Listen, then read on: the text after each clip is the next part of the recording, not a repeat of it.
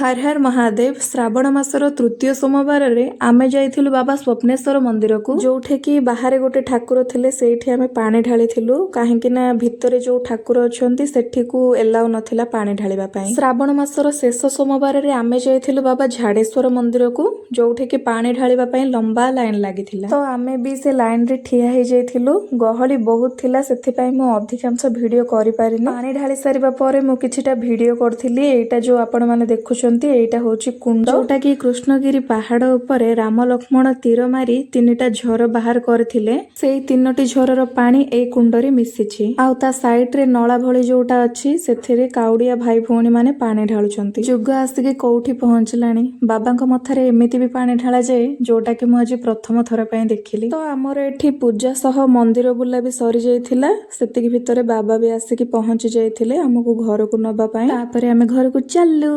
भिडियोटी भल लागिथिले लाइक करिवे। देखा हबा नेक्स्ट वीडियो रे। जय जगन्नाथ।